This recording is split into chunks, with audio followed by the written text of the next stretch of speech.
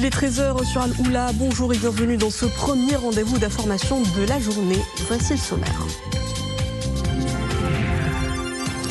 Coup d'envoi de l'opération nationale Ramadan 1447. Hier au quartier Al-Inbiat à Salé, Sa Majesté le roi Mohammed VI, accompagné de son Altesse royale le prince héritier Moulay El-Hassan, a procédé au lancement de cette action humanitaire initiée par la fondation Mohammed V pour la solidarité à l'occasion du mois sacré de Ramadan. Plus de 4 millions de personnes en profitent cette année. La météo se stabilise et les habitants sinistrés rentrent chez eux, les pieds au sec, mais les dégâts demeurent visibles. Nous verrons à Taounat, la province durement secouée par de nombreux glissements de terrain pansent ses plaies. Des interventions de terrain par milliers y sont opérées.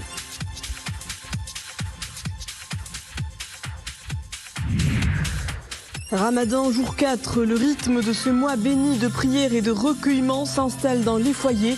Beaucoup ressentent les effets des nuits à raccourci. Comment trouver son rythme pour un Ramadan de ressourcement sans épuisement?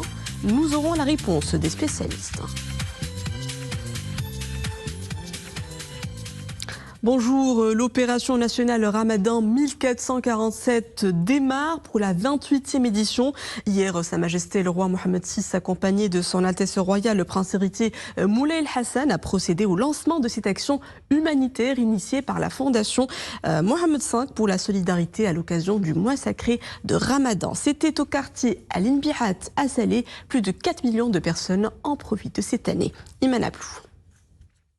Hautement significative en ce mois béni, cette action solidaire devenue une tradition au fil des années traduit la haute sollicitude royale constante envers les populations en situation de vulnérabilité sociale et vient consacrer les valeurs d'humanité, de solidarité, d'entraide et de partage, caractéristiques de la société marocaine.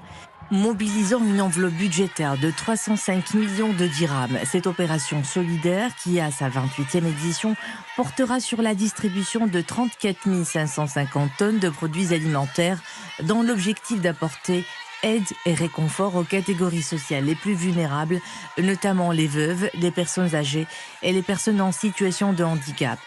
Conformément aux hautes instructions royales et pour la 2e année consécutive, cette initiative s'appuie sur le registre social unifié pour l'identification des ménages éligibles vivant en situation de précarité, en garantissant le respect de la répartition des dotations des paniers alimentaires à l'échelle des 1304 communes concernées.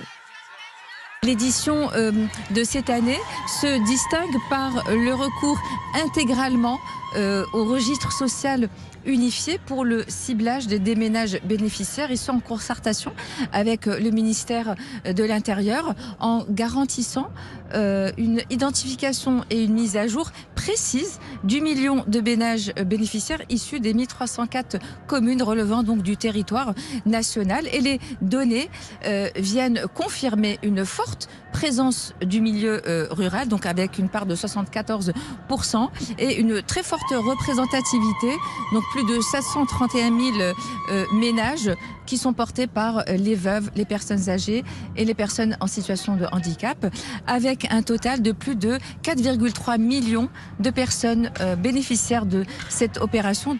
L'opération Ramadan 1447, organisée avec le soutien financier du ministère de l'Intérieur et du ministère des Habous et des Affaires islamiques, s'inscrit en droite ligne du programme humanitaire mené par la Fondation Mohammed V pour la solidarité, ayant pour objectif d'apporter soutien aux personnes qui en ont le plus besoin, tout en valorisant la culture de solidarité.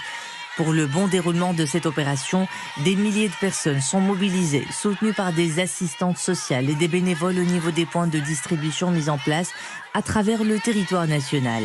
Elles veilleront à la remise de l'aide alimentaire aux chefs et représentants des familles bénéficiaires. La mise en œuvre de cette initiative obéit également à des contrôles, notamment au niveau de 2 comités, l'un provincial et l'autre local, qui veille sur le terrain au suivi de l'approvisionnement des centres de distribution, à l'identification des bénéficiaires et à la distribution des denrées alimentaires.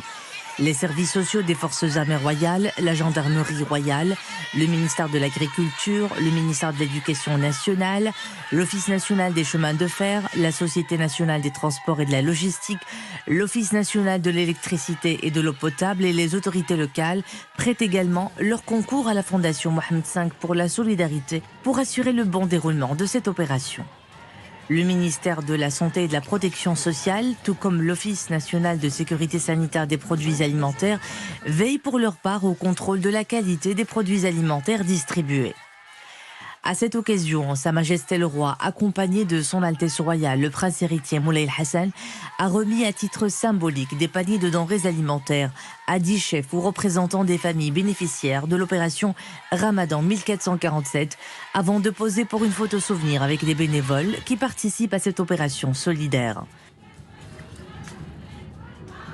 L'opération nationale de soutien alimentaire a depuis son lancement en 1998 mobilisé une enveloppe budgétaire globale de plus de 2,5 milliards de dirhams, avec un nombre de familles bénéficiaires qui est passé de 34 100 en 1998 à 1 million à partir de 2023.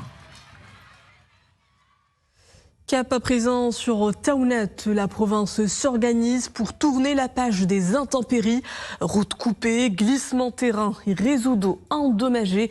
Les précipitations ont mis les infrastructures de la région à rude épreuve. Sur le terrain, la mobilisation ne faiblit pas. En quelques jours seulement, ce ne sont pas moins de 1540 interventions qui ont été opérées à travers la province. Plusieurs routes jusqu'ici fermées redeviennent praticables. Les détails en compagnie d'Anouar Roma. Progressivement, la vie reprend son cours normal dans la province de Taounet. Les routes débordées par les crues sont de nouveau praticables. Plusieurs zones ont été touchées, notamment à Tissa, le long de la route régionale numéro 508 et 510, de la route nationale numéro 8 reliant Fès à Taounet, ainsi qu'au niveau du barrage Sehla. Les responsables du département de l'équipement s'enquièrent de l'état d'avancement des travaux et apportent soutien aux habitants.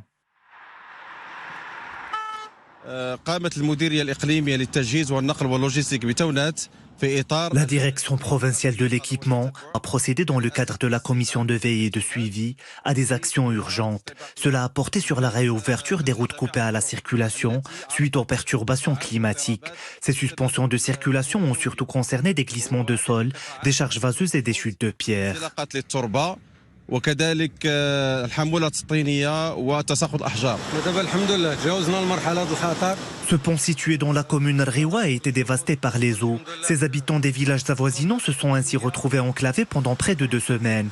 En plus de la réouverture des axes routiers, l'intervention des services compétents ont ainsi permis le nettoyage et la réparation des ponts, d'ouvrages d'art et de poteaux électriques.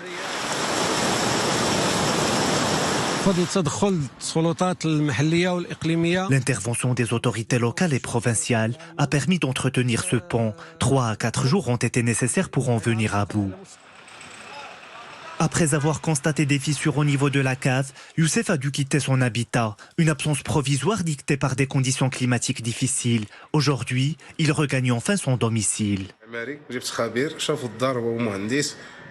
J'ai fait appel au service d'un expert et d'un architecte pour m'assurer que tout va bien. J'ai reçu une attestation de stabilité que j'ai transmise aux autorités locales. On m'a confirmé que ma maison ne présente pas de risque.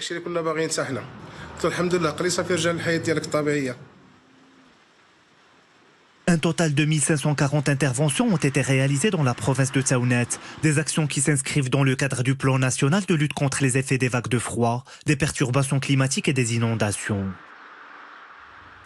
D'autres territoires font face aux mêmes caprices de la météo. C'est le cas en France, à l'ouest, où les crues d'eau sont exceptionnelles.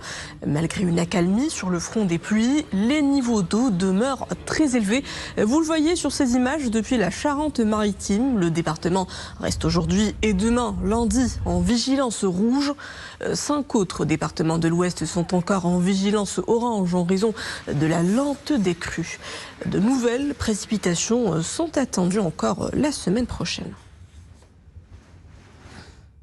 La nature se déchaîne en Autriche, l'est du pays secoué par une tempête de neige historique, jusqu'à 40 cm observée depuis jeudi.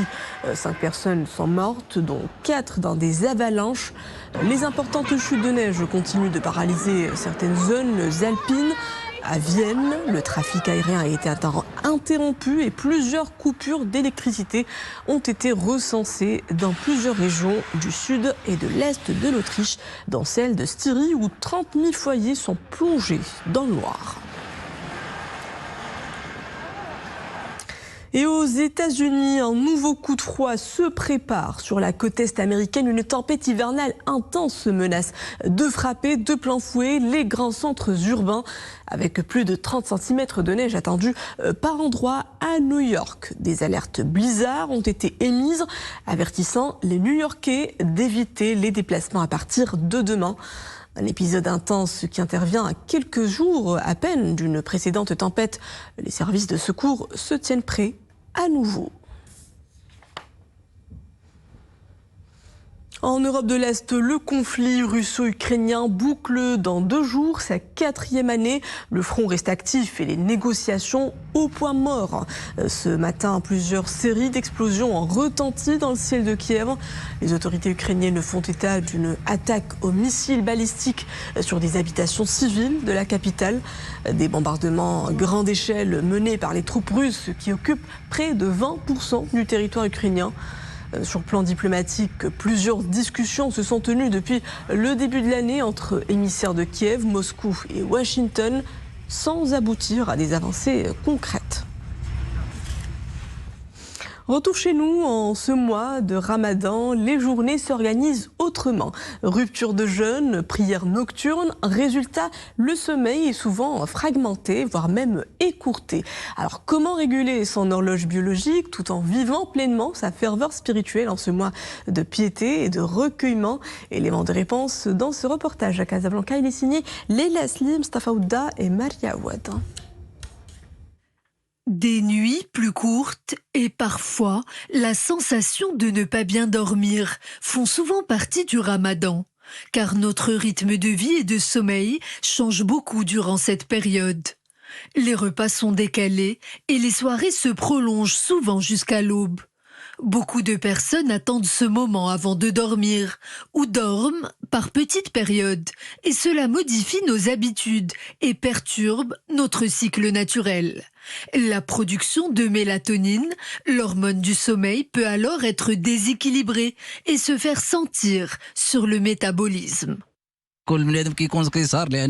Durant le Ramadan, les gens veillent beaucoup et leur horloge biologique est vite déstabilisée, notamment parce que nous essayons de rester éveillés jusqu'à l'aube pour pouvoir prendre notre petite collation du suhour avant de dormir.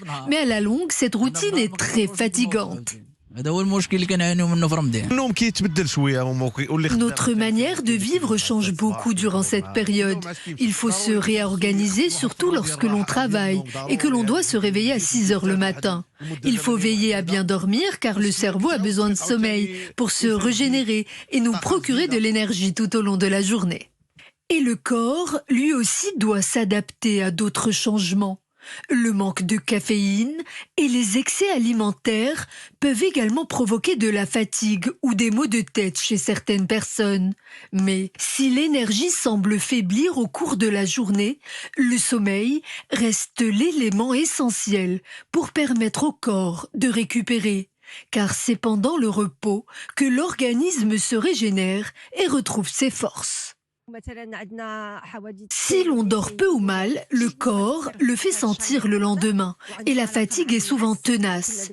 Et si l'on est diabétique ou que l'on souffre d'anémie et que l'on jeûne bien sûr avec l'aval du médecin, il faut absolument diminuer ses apports en sucre durant la nuit car cela provoque non seulement des insomnies mais aussi des pics de glycémie durant la journée. Notre corps a donc besoin de 7 à 8 heures de sommeil pour pouvoir fonctionner sainement et efficacement.